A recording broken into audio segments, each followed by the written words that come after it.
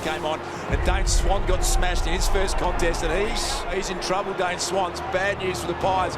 See, the ankle gets trapped and the knee gets tweaked. He's broken a fibula, he's got a cracked fibula, and he's got some fractures in his foot, so it's significant. I don't know what it's going to mean as far as time out. I'm told early that he'll need surgery, and I presume that once that's done, we'll have a better idea of what it means for him for the rest of the year. He doesn't stay down like that. He's hard, Swanee. He doesn't show when he's hurt.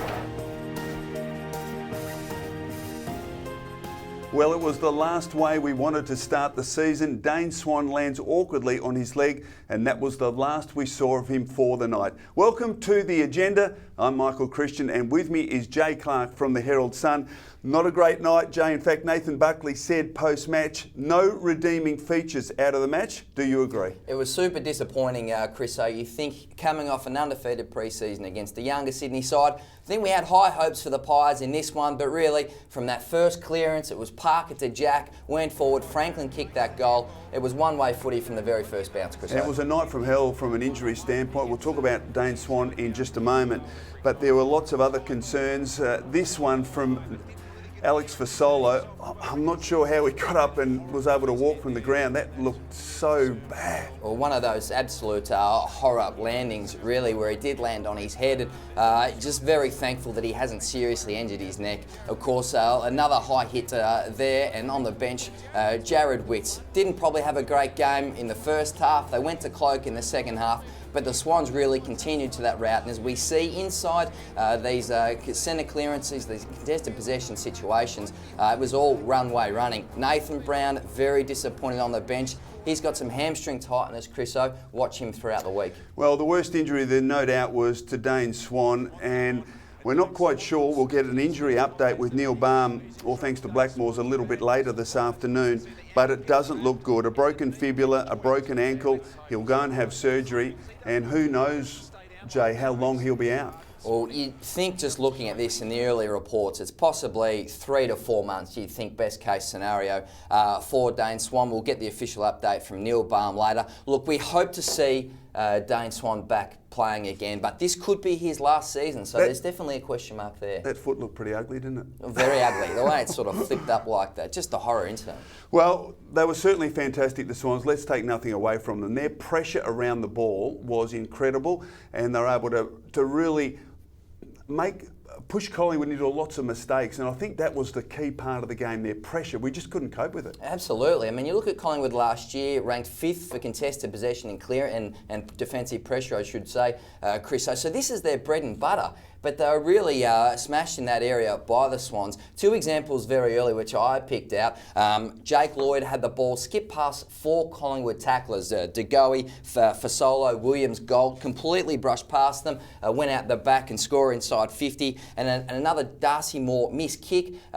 Kieran Jack got the possession for Sydney and then skipped past Williams and Adams it was. So these early broken tackles from a Collingwood perspective really set the tone for the night. Yeah, it certainly was disappointing. One midfielder who certainly felt the heat was Vice-Captain Taylor Adams. He spoke with Collingwood media post-game and explained where it all went wrong. Yeah, I think the obvious one's a contested possession. We got smacked it there by 20-25, so you lose that by that margin, you won't win many games. Almost a bit of a shock for us. You know, we've had a really good pre-season as a group, and to come out and play like that's just disappointing, and it's sort of almost frustrating in a way that you do all the work over summer and you put a performance in like that. So we've got 6 days until our next match, next Friday night against Richmond. So hopefully we can just galvanise as a group and learn from tonight's loss and come out next Friday and put a better performance out in the field. Well, it's going to be a big area for the Collingwood Football Club to work on this week. The other massive news to come out of this game, Chriso, was Steele's side bottom with this hit on Daniel Hannebery. Chriso, as you can see here, Hannebery is out on the ground. He doesn't come back on, which the match review panel will take into consideration. You sit on that panel, Chriso, so no, probably can't say too much, but are you going to rub out Steele or not? Well, look, I can't really preempt what's going to happen a bit later on today when we meet the match review panel, but what I can say, if a player elects to bump and bumps an opposition player in the head, well, there's obviously an issue. Then it comes down to really impact and how severe the injury was. Now, Hannebery didn't go back on the ground, so that will all be taken into account, plus the Swans' medical report.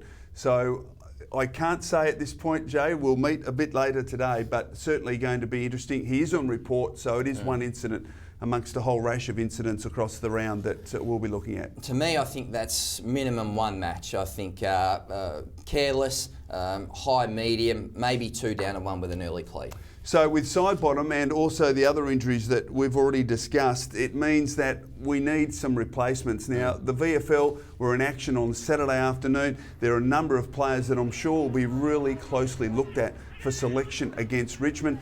Marsh is one of them, but there's going to be 3 or 4 changes at least, you would think. Well, this is possibly the encouraging part for Nathan Buckley, and that was Ben Reid was best on in the VFL at the weekend. We know what a terrible time he has had with injuries, but possibly if Nathan Brown misses, you think Ben Reid comes straight into this side at centre half back. James Aish, we know the polish, the class he adds to the wing. Maybe he comes in for side bottom, and you can see Jeremy Howe there. So he comes from Melbourne, really provided the guys a target in that forward half. Maybe he steps straight in for Dane Swan, Chriso. Yeah, well, there's certainly going to be plenty of options for the Magpies when they line up for the Tigers on Friday night. What do you think about this? What are you doing, mate? The Pies are bringing back a tradition this week against the Tigers, Chriso. We want the scarf waving. Look, it's old. I actually got that out of your drawer. Looks like it's from the 60s. This is an 80s thing, Chriso, from when you were playing.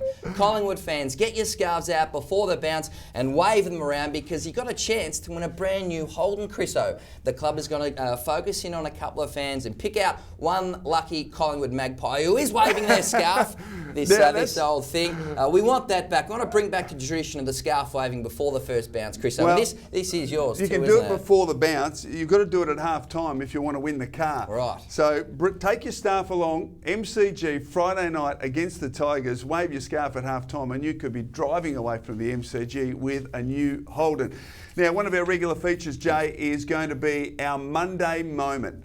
What was your Monday moment? Well, mine has to be Swanee. Now, he is pretty good on the old Twitter machine, isn't he? We'll see this tweet straight after the game on Friday night. Of course, he did have that injury. And to make matters worse, it's the first time in my career I've had donuts on the field, of course. I eat real ones all the time, and he probably does, Swanee. But no possessions for Swanee in that horror injury. We wish you well. What was your Monday moment, Chris? Adam Treloar. Now, it was just one moment that was absolutely outstanding where he burst away.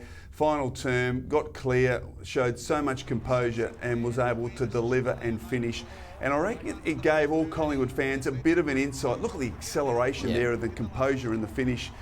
And if we can see a lot more of that in season 2016, I reckon Collingwood fans are going to be very, very happy. He's going to be a big talking point this week, Chris. So remember, Richmond just wanted Adam Treloar just as much as Collingwood did, and Adam said that he thinks the Pies had a better list, that they're in a better position to win a premiership than Richmond. Do you think that'll be talked about this week amongst the Richmond faithful? It will be indeed. But it was a big night for Adam Treloar, of course, playing his first game for the Magpies. Here's how his night unfolded.